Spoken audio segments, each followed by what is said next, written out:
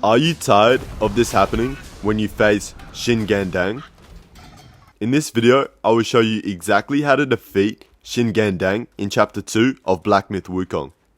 Before I get into it, if you are having any trouble finding or summoning Shigandang, watch our videos on this here. Anyways, here's how to defeat Shigandang. Shigandang is a secret optional Yaguai King boss fight that you can encounter in Chapter 2 of Black Myth Wukong. Secretly buried not far from another Yaguai King, you'll need to seek out 6 Buddha statue eyeballs to unlock this boss. The Shigandang looks similar to the Stone Vanguard, but although they appear in the same arena, the Shigandang is a much harder challenge compared to the Stone Vanguard. Because of this, it's recommended that you save challenging this foe until you're almost complete with Chapter 2 and have a good set of gear and medicines at your disposal to increase damage negation. He's worth defeating before you fight the final boss of this chapter, as you'll be able to craft a new weapon upon his defeat. In some ways, the Shigandang will have some similar moves to the Stone Vanguard, most notably the ability for certain stone attacks to glow before exploding and damaging anything nearby. So whenever you see a stone pillar shoot up and glow, that's your cue to get away.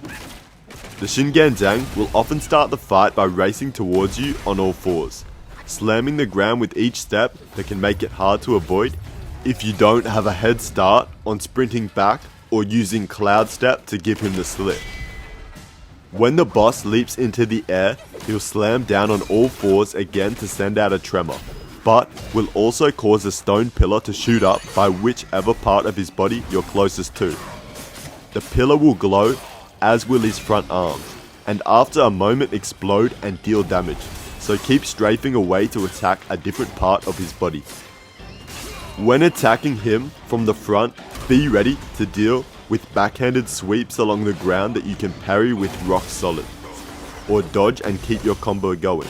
However, if he stands up and pulls one arm back, you can expect a surprisingly far-reaching and fast lunging punch, followed by a slam into the ground. Other times he'll lift off the ground a bit to slam one fist down, and detonate both with a small area of effect blast.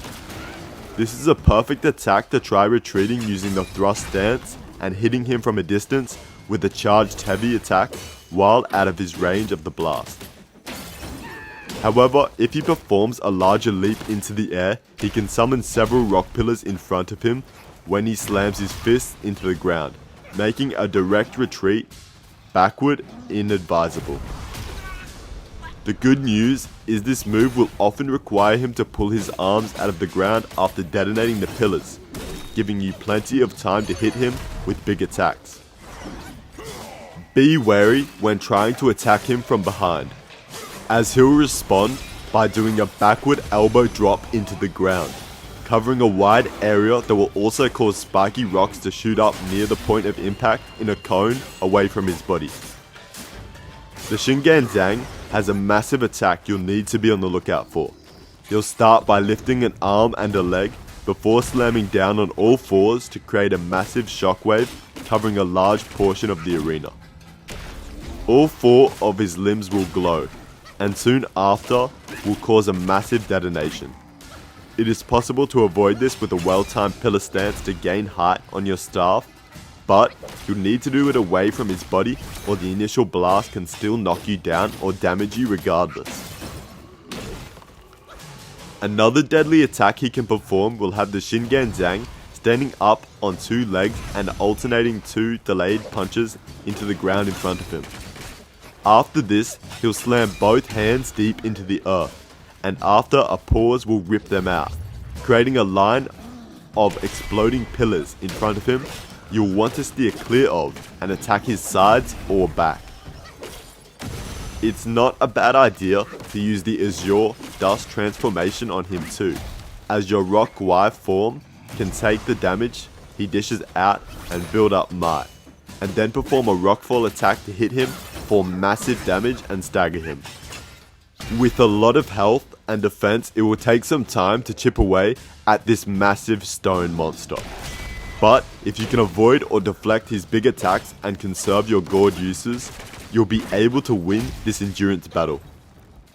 Defeating the Shigandang will earn you a Mind Core, 2 Yagwai Core, 1371 will, and a Heart of Stone material, allowing you to craft a new weapon, the Cloud Pattern Stone Staff.